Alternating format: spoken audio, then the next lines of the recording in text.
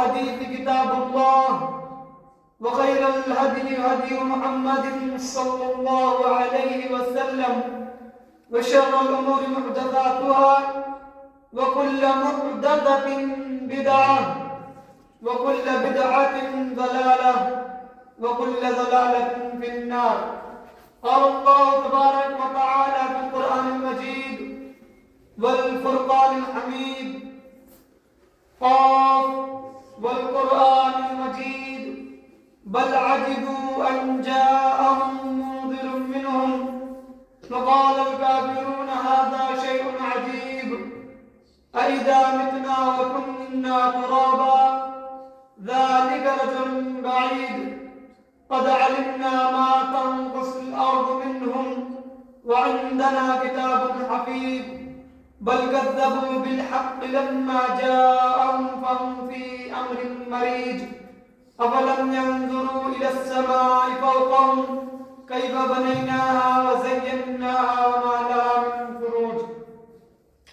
قال الله تبارك وتعالى في كلامه المجيد ولن يؤخر الله نفسا إذا جاء أجلها والله خبير بما تعملون.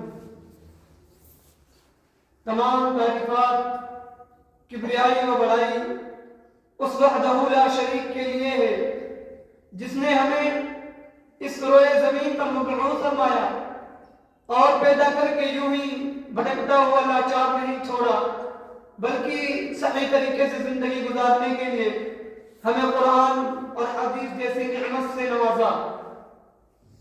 اور لاکھوں کروڑوں درود و سلام ہو آپ کے اور ہمارے پیارے حبیب صلی اللہ علیہ وسلم پر. حاضرین جمعہ، میں آج جس عنوان کو لے کر آپ کے سامنے حاضر ہوا ہوں وہ ہے موت ایک اٹل حقیقت ہے. ایک مثال سے میں اپنی بات کو شروع کرنا چاہتا ہوں کہ ایک انسان جس کے پیچھے شیر لگا ہوا ہے اور وہ شیر سے بچنے کے لیے ایک کنویں کو دیکھتا ہے اور کنویں کی رسی کو پکڑ کر لٹک جاتا ہے. بظاہر وہ سوچتا ہے کہ میں سانپ سے بچ گیا، لیکن شیر اس کے اوپر اور جب اس کی نظر کنویں کے نیچے پڑتی ہے تو اسے ایک اژدہا دکھائی دیتا ہے. اب وہ پریشان کہ اوپر جاؤں تو شیر، نیچے اژدہا. وہ پریشان ہی ہوتا ہے کہ اچانک اسے کنویں کی سائڈ پر مدھو مکھی کا ایک چھتا دکھائی دیتا ہے. وہ انگلی سے اس شیر کو چاٹنے لگتا ہے اور اسی میں مشغول ہو جاتا ہے، اسی میں اپنے آپ کو بزی کر لیتا ہے. کسی دوران دو کلر کے چوہے، ایک سفید ایک کالے رنگ کے آتے ہیں اور اس کی رسی کو پکڑنا شروع کر دیتے ہیں. اوپر شیر ہے، نیچے اژدہا ہے اور اس کی رسی کو کاٹ رہے دو چوہے سفید اور کالے. لیکن وہ ان ساری چیزوں کو بھول چکا ہے. کیوں؟ کیونکہ شہد بہت میٹھا ہے. اوپر جو شیر ہے وہ موت ہے، نیچے جو اژدہا ہے وہ قبر ہے، اور جو دو چوہے اس کی رسی کو کاٹ رہے ہیں وہ دن اور رات ہے. یعنی دن اور رات انسان کا وقت تیزی کے ساتھ گزر رہا ہے. موت کے پیچھے لگی ہوئی ہے، قبر میں بھی جانا ہے، لیکن انسان اس شہر یعنی زندگی کے شکل میں اسے وہ بڑی اچھی لگی. یعنی انسان دنیا میں آنے کے بعد اپنی زندگی کو اسی طرح گزار رہا ہے. وہ ہر چیزوں کو بھول چکا ہے، بس وہ دنیاوی زندگی میں ہی اپنے آپ کو مشغول کر لیا ہے. حالانکہ موت ایک اٹل حقیقت ہے جس سے کسی کو مفر نہیں، اور یہ وہ قانون الہی ہے جس سے نہ تو انبیاء، نہ اولیاء، نہ صحابہ، نہ صحابیات، نہ شاہ وغیرہ اس سے مستثنیٰ ہے. اور سچ ہے کہ الموت قطع كل نفس شارب والقبر باب كل نفس داخل. ہر جاندار کو موت کا مزہ چکنا ہے، مرد کو بھی، عورت کو بھی، نیک کو بھی اور برے کو بھی، مالدار کو بھی اور غریب کو بھی. اور جس شخص پر یہ موت آتی ہے نہ تو وہ خود اپنے آپ کو اس موت سے بچا سکتا ہے، نہ اس کے پاس بیٹھے ہوئے اس کے ورثاء، اس کے دوست اس کو اس موت سے بچا سکتے ہیں. البتہ کہ ہر کسی کو موت کا مزہ چکھنا، کوئی طاقتور تب بھی اور کوئی کمزور جب بھی. اس لیے اللہ رب العالمین نے قرآن مجید میں ارشاد فرمایا وما جعلنا لبشر من قبلك الخلد افإن مت فهم الخالدون كل نفس ذائقة الموت. کیا آپ سے پہلے ہم نے کسی کو ہمیشگی دی یا آپ فوت ہو گئے تو وہ لوگ ہمیشہ زندہ رہیں گے؟ نہیں رہیں گے. اور ہر کسی کو موت کا مزہ چکھنا ہے. اللہ رب العالمین نے اس میں نبی کریم صلی اللہ علیہ وسلم سے مخاطب ہوتے ہوئے کہا کہ اے اللہ کے رسول اگر آپ فوت ہو جائیں گے تو کیا آپ سے پہلے کی جو زندگی ہے وہ ہمیشہ وہ لوگ زندہ رہے؟ نہ تو وہ لوگ ہمیشہ زندہ رہے ہیں اور نہ آپ ہمیشہ زندہ رہنے والے ہیں. اور سچ ہے لو کان فی الدنیا بقاء لما مات خیر المرسلین محمد صلی اللہ علیہ وسلم. اگر اس دنیا میں کسی کے لیے بقا ہوتی تو حضرت محمد صلی اللہ علیہ وسلم اس دنیا کو چھوڑ کر نہ جاتے. اسی طرح حضرت ابو ہریرہ رضی اللہ عنہ بیان کرتے ہیں کہ اللہ رب العالمین نے موت کے فرشتے کو حضرت موسیٰ علیہ السلام کی طرف بھیجا تو موسیٰ علیہ السلام نے اسے تھپڑ مار دیا, اس کی ایک آنکھ پھوڑ ڈالی. وہ فرشتہ اللہ رب العالمین کی طرف جاتا ہے اور کہتا ہے اے اللہ رب العالمین تو نے مجھے اس شخص کی طرف بھیجا جو مرنے کا خواہش مند ہی نہیں, جو مرنا ہی نہیں چاہتا. پھر اللہ رب العالمین اس کی ایک آنکھ واپس کر دیتے ہیں اور کہتے ہیں کہ حضرت موسیٰ علیہ السلام کی طرف واپس جاؤ اور موسیٰ علیہ السلام سے کہو کہ وہ اپنے ہاتھ کو بیل کی پیٹھ پر رکھیں اور جتنے بار ان کے ہاتھ کے نیچے آئیں گے اس ایک بار کے بدلے ان کی 1 سال کی زندگی بڑھا دی جائے گی. حضرت موسیٰ علیہ السلام کہتے ہیں اللہ رب العالمین اس کے بعد پھر کیا؟ اس کے بعد پھر کیا ہوگا؟ اللہ رب العالمین کہتے ہیں کہ اس کے بعد پھر موت ہے. تو حضرت موسیٰ علیہ السلام نے کہا تو پھر موت مجھے ابھی منظور ہے. اس حدیث مبارکہ سے معلوم ہوا کہ کوئی کتنی لمبی ہی کی عمر نہ پالے لیکن اسے موت کا مزہ چکھنا ہے. اور جب کسی کا مقررہ وقت آ جاتا ہے تو اللہ رب العالمین اپنے موت کو نہ ایک لمحہ پہلے نہ ایک لمحہ تاخیر کر کے بھیجتا ہے. جیسا کہ اللہ رب العالمین کا ارشاد ہے وَلَن يُؤَخِّرَ اللَّهُ نَفْسًا إِذَا جَاءَ أَجَلُهَا وَاللَّهُ خَبِيرٌ بِمَا تَعْمَلُونَ. اور جب کسی کا مقررہ وقت آ جاتا ہے تو اللہ رب العالمین اسے مہلت نہیں دیتا اور جو کچھ تم کرتے ہو اس سے اللہ رب العالمین بخوبی علم ہے. یعنی کسی کو یہ نہیں معلوم کہ موت کہاں آئے گی, نہ کسی کو موت کا وقت معلوم. جس کا جو مقررہ وقت ہے اور جو کام جو اس وقت کر رہا ہوگا اسی حالت میں اسے موت آ جائے گی. اللہ رب العالمین کا فرمان ہے وَمَا تَدْرِي نَفْسٌ مَاذَا تَكْسِبُ غَدًا. کسی کو یہ نہیں معلوم کہ وہ کل کیا کچھ کرے گا. وَمَا تَدْرِي نَفْسٌ بِأَيِّ أَرْضٍ تَمُوتُ. اور نہ کسی کو یہ معلوم کہ وہ کس زمین پر مرے گا. إِنَّ اللَّهَ عَلِيمٌ خَبِيرٌ. اللہ رب العالمین جاننے والا ہے. اس آیت کریمہ سے معلوم ہوا کہ کسی کو یہ نہیں معلوم کہ اس کی موت کہاں آئے گی, گھر میں یا گھر سے باہر, اپنے وطن میں یا دیار غیر میں, بڑھاپے میں یا جوانی میں, اپنی آرزو اور خواہشات کی تکمیل کرتے ہوئے یا اس سے پہلے. اور اللہ رب العالمین نے کہا اینما تکونوا یدرککم الموت ولو کنتم فی بروج مشیدہ. موت تمہیں ہر حال میں آ کے پکڑے گی گویا تم مضبوط قلعوں میں ہی کیوں نہ بیٹھ جاؤ. اور موت سے کوئی راہ فرار اختیار نہیں کر سکتا. جیسا کہ اللہ رب العالمین کا فرمان ہے قل ان الموت الذي تفرون منه فانه ملاقيكم ثم تردون الى عالم الغيب والشهاده فينبئكم بما كنتم تعملون. اے نبی آپ لوگوں کو بتلا دو کہ جس موت سے تم بھاگ رہے ہو وہ تمہیں ضرور پکڑے گی. فانه ملاقيكم, وہ تم سے ضرور ملاقات کرے گی. اور اللہ رب العالمین ہر چھپی اور ظاہری چیز کو جانتا ہے اور اللہ رب العالمین ہر اس چیز کے لیے تمہیں باخبر کرے گا جو تم کرتے ہو. ان تمام آیت کریمہ میں ان کا خلاصہ یہ نکلتا ہے کہ موت ایک عدل حقیقت ہے جس سے کسی کو چھٹکارا نہیں, اور یہ آ کر رہے گی اور یہ اپنے مقررہ وقت پر آئے گی, کوئی اسے پسند کرے یا نہ کرے.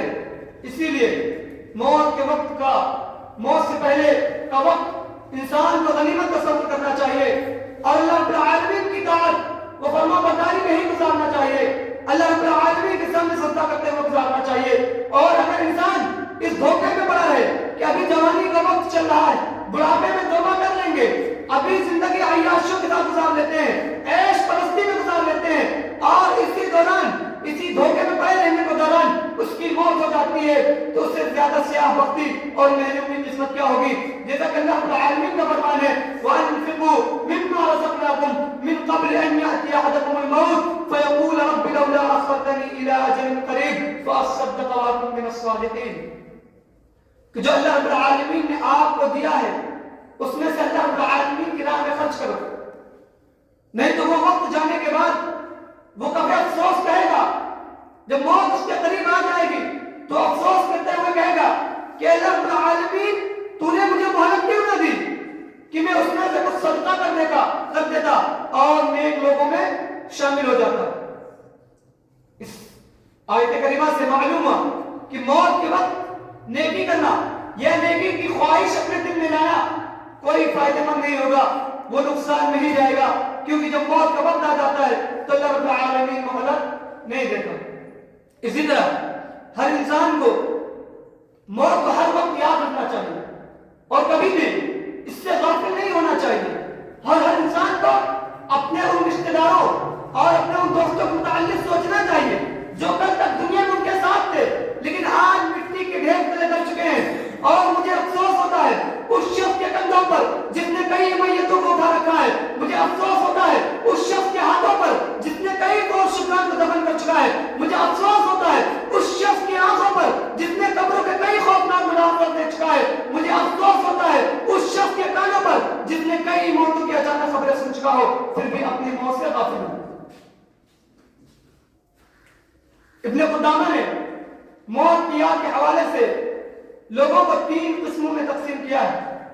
ایک انسان وہ جو دنیاوی زندگی میں ہی مشغول رہتا ہے، دنیا کی طرف میں دن رات کر دیتا ہے، ایسا شخص موت سے غافل رہتا ہے، اور اگر کبھی موت کا خیال دل سے آتا ہے تو وہ اسے ناپسند کرتا ہے۔ دوسرا وہ شخص جو موت کو زیادہ سے زیادہ یاد کرتا ہے اور موت کو اتنا یاد کرتا ہے کہ موت کے یاد کرنے کی وجہ سے اس کے دل میں اللہ رب العالمین کے لیے خوف پیدا ہو جاتا ہے، اور جب اس کے دل میں اللہ رب العالمین کے لیے خوف پیدا ہوتا ہے تو وہ اللہ رب العالمین کی بندگی کرنا شروع کر دیتا ہے، اللہ رب العالمین کی عبادت کرنا شروع کر دیتا ہے۔ اور اگر کبھی اس کے دل میں موت کے لیے ناپسندیدگی آتی بھی ہے تو صرف اس بنا پر آتی ہے کہ وہ اپنے آپ کو گنہگار تصور کرتا ہے، وہ اپنے آپ کو گنہگار تصور کرتا ہے، اور وہ سوچتا ہے کہ موت مجھے ابھی نہ ہے بلکہ موت میں بھی اور عبادتیں کر لوں، میں اپنے آپ کو قبر کے لیے تیار کر لوں، میں اپنے آپ کو موت کے لیے تیار کر لوں، اس بنا پر وہ موت کرنا پسند کرتا ہے۔ ویسے تو جو عبادتیں کرنے والے ہوتے ہیں انہیں موت پسند ہی ہوتی ہے۔ تیسرا وہ شخص جو موت کو ہر وقت یاد رکھتا ہے، ایک لمحہ بھی اس سے غافل نہیں ہوتا، اور وہ شخص اللہ رب العالمین کے پاس جلد جانے کی خواہش رکھتا ہے تاکہ وہ دنیا کی پریشانیوں سے نجات پا کر نعمتوں والے گھر میں چلا جائے۔ ابن قدامہ نے کہا کہ سب سے بہترین انسان اس میں سے تیسرا والا ہے، اور اس کے بعد دوسرا، اور سب سے بدتر انسان پہلا ہے جو موت سے ہر وقت غافل رہتا ہے۔ حضرت ابو ہریرہ رضی اللہ عنہ سے روایت، نبی کریم صلی اللہ علیہ وسلم نے کہا لذتوں کو ختم کر دینے والی چیز یعنی موت کو زیادہ سے زیادہ یاد کیا کرو، اور جو اسے تنگ حالی میں یاد کرے گا اللہ رب العالمین اسے خوشحال کر دے گا۔ اسی طرح عبداللہ بن عمر رضی اللہ عنہ بیان کرتے ہیں کہ نبی کریم صلی اللہ علیہ وسلم نے کہا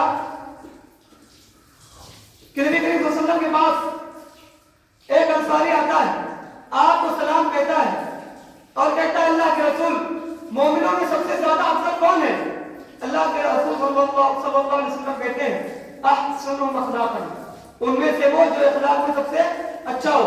پھر وہ انصاری کہتا ہے اے اللہ کے رسول صلی اللہ علیہ وسلم مومنوں میں سب سے زیادہ عقل مند کون ہے؟ تو اللہ کے رسول صلی اللہ علیہ وسلم کہتے ہیں وہ شخص جو موت کی سب سے زیادہ تیاری کر لے اور آنے والے مراحل کے لیے اپنے آپ کو سب سے زیادہ تیار کرتا ہے، وہ سب سے زیادہ عقل مند ہے۔ اس کے بعد دعا یہ کہتے ہیں کہ جو شخص موت کو سب سے زیادہ یاد کرتا ہے اس کی 3 طرح سے عزت کی جاتی ہے۔ کیسے؟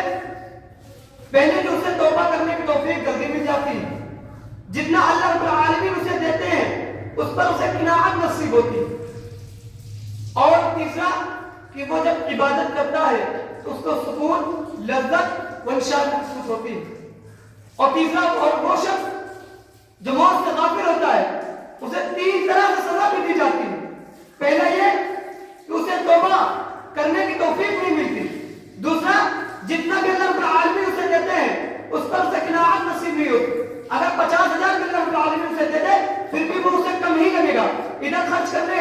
ادھر خرچ کرنے ہیں، لیکن لائٹ کا بل تو بھی جمع ہی کرنا ہے، اس کا پیسہ کہاں گیا؟ 50,000 تو خرچ ہو گئے.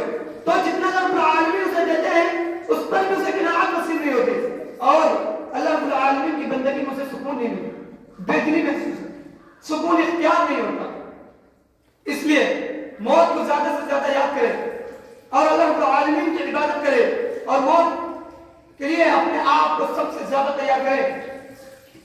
تیسری بات کہ انسان موت سے غافل کیوں؟ موت اور موت کے بعد آنے والے مراحل کٹھن اور انتہائی خوفناک ہے. اس لیے سچا مومن جب موت کا تصور اور قبر کا تصور اپنے ذہن میں لاتا ہے تو اس کے رونگٹے کھڑے ہو جاتے ہیں، وہ کانپ اٹھتا ہے. اس کی مثال آپ یہ سمجھ لیجئے کہ ایک انسان کو سفر کرنا ہو. اگر ایک انسان کو سفر کرنا ہو تو وہ سفر کے آسانی کے لیے ساری چیزیں اپنے آپ مہیا کر لیتا ہے.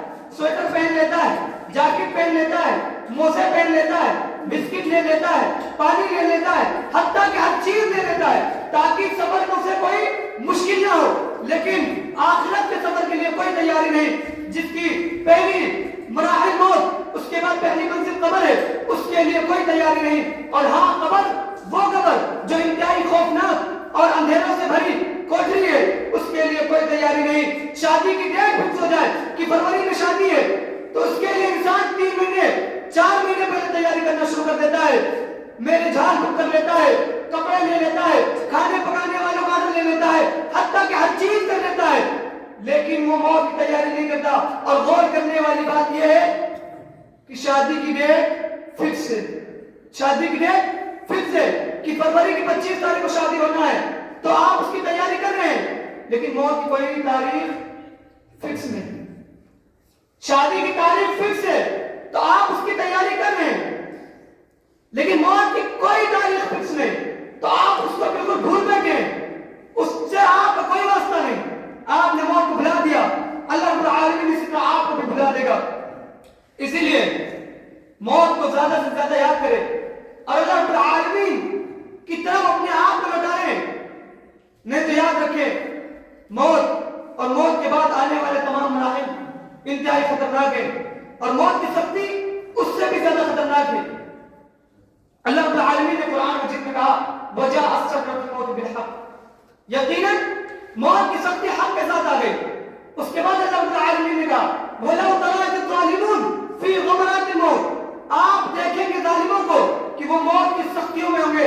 اس کے بعد اللہ رب العالمین نے کہا كَلَّا إِذَا بَلَغَتِ الْحُلْقُومَ، ہرگز نہیں جب روح حلق تک پہنچ جائے. اس کے بعد اللہ رب العالمین نے کہا كَلَّا إِذَا بَلَغَتِ التَّرَاقِي، ہرگز نہیں جب روح ہستی تک پہنچ جائے. اور موت کی سختی انتہائی زیادہ خطرناک ہوتی ہے. آپ اس کی مثال خود نبی کریم صلی اللہ علیہ وسلم کی موت سے اندازہ لگائیں. حضرت عائشہ رضی اللہ عنہ بیان کرتی ہیں کہ نبی کریم صلی اللہ علیہ وسلم کی وفات کا جب وقت آیا تو ان کے پاس پانی کا ایک پیالہ رکھا ہوا تھا. آپ اس میں انگلی کو ڈالتے اور اپنے چہرے پر پھیرتے ہوئے کہتے لا الہ الا اللہ ان للموت لسکرات، اللہ کے سوا کوئی معبود نہیں، یقیناً موت کی سختی ہوتی. کون کہہ رہا ہے؟ اللہ کے رسول کہہ رہے ہیں. اس کے بعد اللہ کے رسول صلی اللہ علیہ وسلم کے ہاتھ ڈھیلے پڑ جاتے ہیں اور آپ کی وفات ہو جاتی ہے. حضرت عائشہ رضی اللہ عنہ کہتی ہیں کہ جب سے میں نے اپنے شوہر کی موت کی سختی دیکھی ہے تب سے میں کسی کی موت کی سختی پر افسوس نہیں ہوتی، مجھے تکلیف نہیں ہوتی، مجھے پریشانیاں نہیں ہوتی. آپ سوچیں معصوم عن الخطا، امام الانبیاء، انسان میں سب سے افضل انسان حضرت محمد صلی اللہ علیہ وسلم، اگر ان کو موت کی تکلیف ہو رہی ہے، اگر وہ اس تکلیف کو محسوس کر رہے ہیں، ان للموت لسکرات کہہ رہے ہیں، تو آپ سوچئے ہم اور آپ ان کے دھول کے قدموں کے دھول کے برابر بھی نہیں، ہمارا اور آپ کا حال کیا ہوگا. آئیے دیکھتے ہیں صحابی رسول کو ان کی موت کے وقت انہیں کیسا محسوس ہوا. ابو درداء رضی اللہ عنہ جب موت کا وقت ان پر آیا تو انہوں نے کہا کیا کوئی ہے جو اس وقت کے لیے کچھ کما لے، کوئی ہے جو اس وقت کے لیے کچھ عمل کر لے؟ پھر آپ رونے لگتے ہیں. ان کی بیوی کہتی آپ کیوں روتے ہیں؟ آپ تو صحابی رسول ہیں، آپ پر تو جنت واجب ہے، پھر آپ کیوں رو رہے ہیں؟ ابو درداء رضی اللہ عنہ کہتے ہیں میں بھلا کیوں نہ رہوں، میں بھلا کیوں نہ رہوں جب مجھے معلوم ہی نہیں ہے کہ کون سے بنا پر اللہ رب العالمین میری پکڑ کر لے۔ حضرت ابو ہریرہ رضی اللہ عنہ جب ان کی موت کا وقت آتا ہے تو آپ رونے لگتے ہیں۔ کسی نے پوچھا اے ابو ہریرہ آپ کیوں رو رہے ہیں، آپ کیوں رو رہے ہیں، آپ تو صحابی رسول ہیں۔ تو ابو ہریرہ رضی اللہ عنہ کہتے ہیں کہ میں دنیا کے چھوڑ جانے پر غمزدہ نہیں ہوں، بلکہ میں اس لیے رو رہا ہوں کہ مجھے بھی ایک طویل سفر پر گزرنا ہے، لیکن میرے پاس اس کا خرچ کم ہے۔ میں کیا منہ لے کر اللہ رب العالمین کے سامنے حاضر ہوں گا، میں اللہ رب العالمین کے سامنے کیا کہوں گا کہ میرے اعمال اتنے کم ہیں، میں نے کچھ کیا ہی نہیں۔ ایک ان کی سوچ صحابہ کرام کی، حضرت محمد صلی اللہ علیہ وسلم کی موت، آپ اندازہ لگائیں کہ ہم اور آپ کس غفلت میں ڈوبے ہوئے ہیں، اور موت کی سختی یا اسی طرح موت کے بعد آنے والے مراحل کے لیے اپنے آپ کو کتنا تیار کر کے رکھے ہیں، یہ آپ خود سوچیں اور اپنے آپ کو ان موت کے خیالات سے اپنے آپ کو جھنجھوڑے، اپنے روح کو کپکپی ڈالے اور اپنی زندگی کو عبادتوں میں گزارے۔ آخری بات، آئیے دیکھتے ہیں کہ نیک اور بد کی موت میں کیا فرق ہوتا ہے۔ اللہ رب العالمین کہتا ہے ام حسب الذین اشتروا السیئات ان نجعلهم کالذین آمنوا وعملوا الصالحات سواء محیاهم ومماتهم ساء ما یحکمون۔ کیا برے لوگ یہ گمان کرتے ہیں کہ ان کی موت اچھے لوگوں کی موت کی طرح آئے گی؟ ہرگز نہیں۔ جس طرح ان کی زندگی اور اچھے لوگوں کی زندگی ایک جیسی نہیں ہوتی، اسی طرح ان کی موت بھی ایک جیسی نہیں ہوگی۔ اور اگر یہ خیال کرتے ہیں کہ یہ ان کا بہت برا خیال ہے، حالانکہ ان کی موت میں اور اچھے لوگوں کی موت میں بہت بڑا فرق ہے۔ آئیے قرآن مجید میں دیکھتے ہیں کہ اللہ رب العالمین کہتا ہے یا ایتھا النفس المطمئنہ، اے مطمئن روح، اے عبادت کرنے والی روح، اے اللہ رب العالمین کے سامنے سجدہ کرنے والی روح، اے اللہ رب العالمین سے ہی مانگنے والی روح، اے سجدہ کرنے والی روح، اے اپنے اخلاق کو سب سے بہتر کرنے والی روح، ارجعی الی ربک، اپنے رب کی طرف چل، راضیۃ مرضیہ، اس حال میں کہ تو اللہ رب العالمین سے راضی اور اللہ رب العالمین تجھ سے خوش، فادخلی فی عبادی، اور تو میرے عبادتوں میں اور تو میرے بندوں میں داخل ہو جا، وادخلی جنتی، اور تو میری جنت میں داخل ہو جا۔ یہ ان کی روح جو نیک ہے، اور یہ عظیم خوشخبری موت کے وقت ہی دے دی جاتی ہے۔